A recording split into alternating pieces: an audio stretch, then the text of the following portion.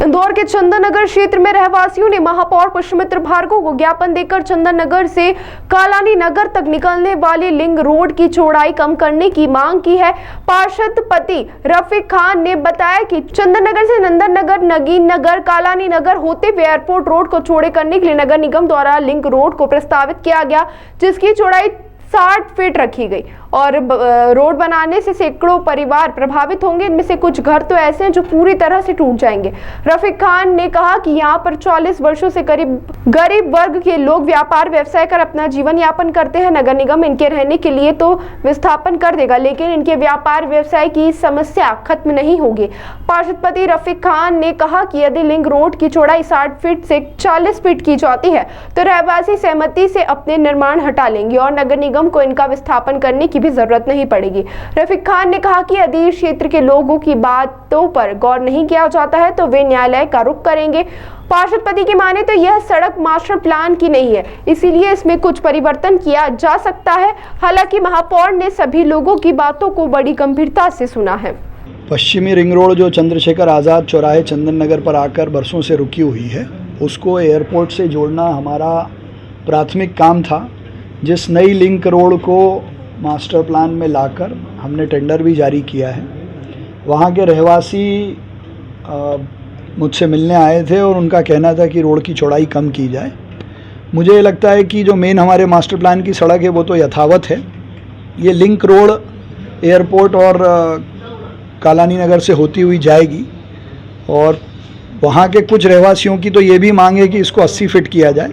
दोनों प्रस्तावों पे विचार करके हम उचित निर्णय लेंगे, लेकिन जनता के हित में पश्चिमी रिंग रोड को बनाने में मुझे लगता है कि 60 फीट तो मिनिमम रोड होनी चाहिए। प्रैक्टिकली पॉसिबल है रोड की चौड़ाई कम करना? मुझे तो नहीं लगता है। बड़ा जब से लिंक रोड का आया है, बड़ा ही उस क्षेत्र में जिन लोगों के पूरी तरह मकान खत्म हो जाएंगे, 45 साल से जो लोग रह रहे हैं और उनकी 2-2, 3-3 पीढ़ियाँ वहाँ हो गई है, वो बड़े गमगीन है, बहुत टेंशन में है।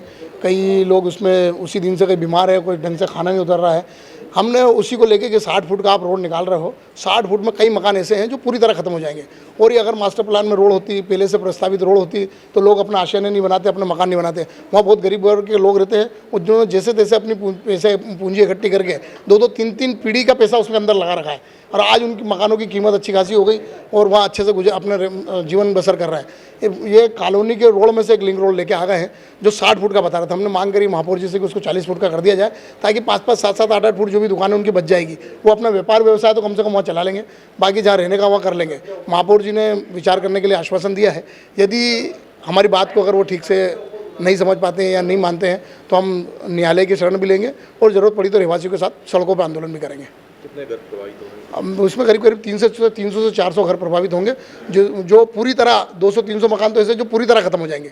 और उनके पास आज की स्थिति ऐसी कि ना वो कहीं प्लाट खरीद सकते हैं, ना कहीं मकान बना सकते हैं। और अगर यहाँ कहीं दुकान चला रहे हो जैसे तैसे खरीद के, तो अब आगे उनके पास इतना रुपया भी नहीं है, ऐसी स्थिति नहीं है कि आगे कोई दुकान खरीद के अपना व्यापार चला सकें। कोई साइकिल की दुकान का पंचर बना रहा है, कोई खाने की जरा सी छोटी सी किराने की दुकान चला रहा है, कोई टेलर की दुकान चला रहा है, या आगे कहीं अपना व्यापार व्यवसाय नहीं कर पाएंगे।